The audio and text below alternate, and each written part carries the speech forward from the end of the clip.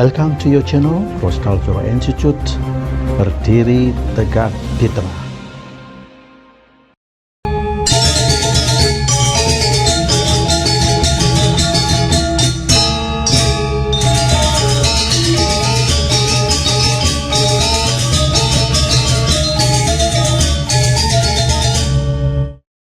Assalamualaikum warahmatullahi wabarakatuh. Senang sekali kembali bisa bersilaturahmi lagi di channel Berdiri Tegak di Tengah ini.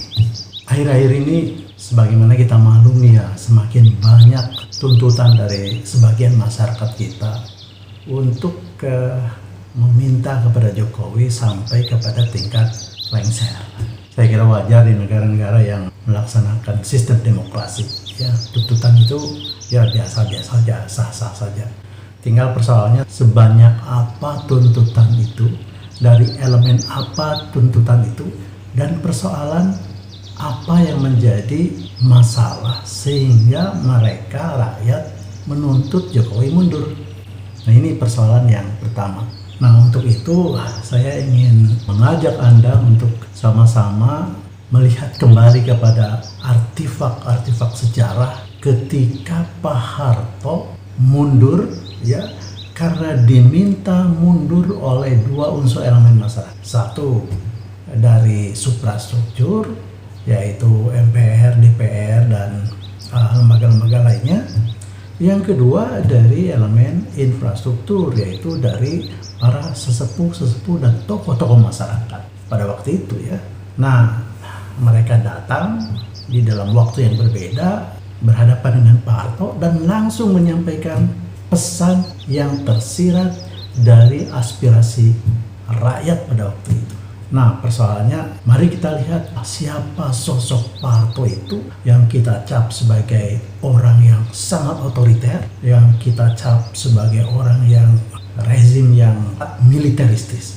Seorang otoriter ya yang tidak melaksanakan demokrasi seperti yang ada di dalam pikiran rakyat pada umumnya. Tapi di ujung perjalanan dia sebagai seorang pemimpin, saat-saat kita berada pada puncak pergolakan politik saat itu, ya para wakil rakyat yang diwakili oleh Ketua MPR CS Pak Harmoko saat itu datang menemui Pak Harto untuk menyampaikan aspirasi rakyat yang sedang bergejolak pada saat itu dan meminta Pak Harto supaya mengundurkan diri. Itu yang pertama. Yang kedua juga hadir 9 tokoh masyarakat ya. Ada Cak Nun, ada Cak Nur, ada Gus Dur, ada ya Kiai Haji Ali Yafi dan yang lainnya datang juga bersilaturahmi menemui Pak Harto dan menyampaikan aspirasi rakyat yang berkembang saat itu supaya Pak Harto mundur. Apa kemudian Pak Harto sikap dari kedua elemen masyarakat, yaitu elemen resmi dari lembaga MPR, DPR, ya, dan elemen dari infrastruktur yaitu tokoh-tokoh masyarakat. Pak Harto menerima dengan kedua belah tangan terbuka untuk mengundurkan diri. Hanya satu, dia minta jaminan supaya pelaksanaan pengunduran diri itu tidak melahirkan chaos. So, dia sangat khawatir kalau terjadi anarkis di antara rakyat. Itu poin yang paling penting ya. Nah, itu yang pertama. Yang kedua, saya pernah bertanya ketika pemerintahan SBY sedang digempur oleh berbagai macam demo oleh yang mereka anti SBY. Lalu saya ada kekhawatiran kalau kemudian ini akan melahirkan dorongan untuk melengsarkan SBY. Tapi kemudian guru saya menjawab bahwa hampir tidak mungkin bisa melengsarkan SBY pada saat itu. Karena tidak cukup alasan untuk melengsarkan SBY. Pertama, secara ekonomi bagus. Rakyat tidak ada masalah dengan ekonomi. Yang kedua, secara demokrasi juga tidak ada masalah. Karena saat itu ya demokrasi sangat terbuka, sangat bebas ya. Rakyat boleh melakukan apa saja sehingga hampir setiap hari SBY didemo. Jadi ada spillover opinion itu tidak terbendung. Ada spillover untuk opinion itu tersalurkan melalui berbagai macam demo dan hiruk pikuk di media sosial. Nah, sekarang kembali ke rezim Jokowi ini. Situasi sudah berubah, perundang-undangan sudah berubah. Demokratisasi di zaman Jokowi ini dari biasa turun ke jalan, sekarang tersebar di medsos di mana-mana. Ya, ada di Twitter, ada di Facebook, dan macam-macam, termasuk di berita-berita online. Orang bebas menyampaikan pendapatnya. Jadi secara demokrasi juga kemudian kita mencatat, ya walaupun masih ada keraguan-raguan ya untuk dapat menyampaikan pendapat di era Jokowi ini, karena banyak orang yang ditangkapin juga, apakah itu ulama, apakah itu seperti teman-teman kita di KAMI ya, dibawa ke ranah hukum yang sesungguhnya tidak jelas juga permasalahannya ketika itu adalah berkaitan dengan hak untuk menyampaikan pendapat di muka umum. Tapi terjadi juga dibawa ke ranah hukum. Nah, peristiwa seperti itu ya adalah peristiwa yang kita rasakan dulu di zaman Pak Harto. Padahal ini sudah berubah, situasinya sudah lain. Dan itu yang kita reform ya, kebebasan menyampaikan pendapat ya tanpa ada rasa takut dari sang penguasa. Itu sekarang terjadi lagi di era ini. Nah, walaupun kita bebas menyampaikan apa saja, tapi jeratan hukum tetap membuntuti mereka yang melaksanakan kegiatan-kegiatan penyampaian pendapat yang tidak disukai oleh rezim.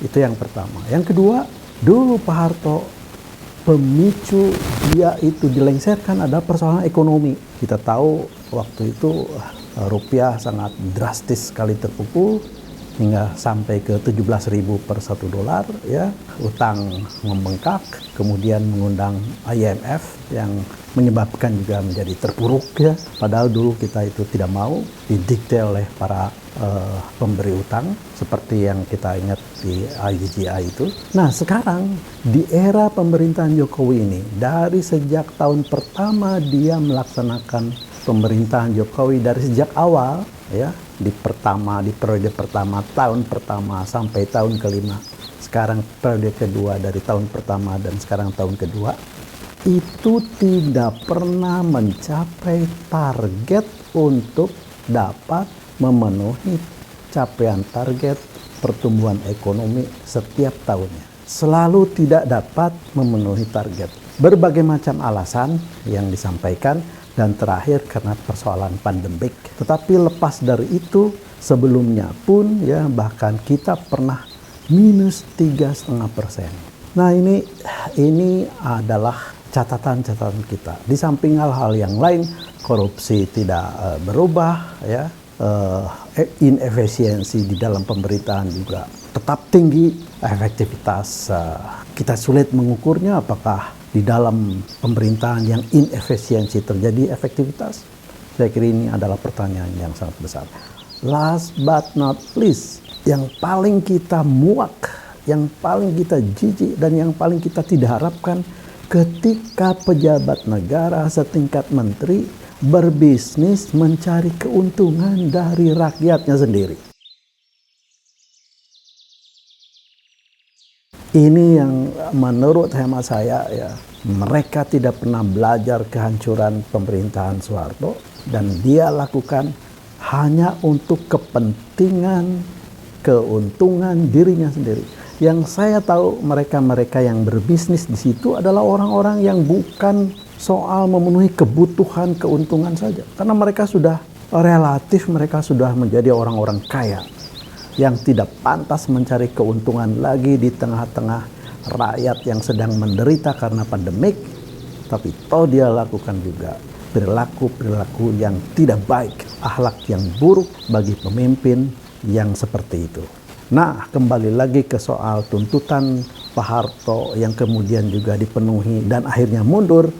Saya kira ini harus menjadi pelajaran untuk Jokowi ya, supaya paham, supaya bisa membaca sejarah bahwa hal yang seperti itu bukan mustahil akan terjadi dan mungkin sedang terjadi kepada Anda. Billahi taufiq wal hidayah. Wassalamualaikum warahmatullahi wabarakatuh. Terima kasih.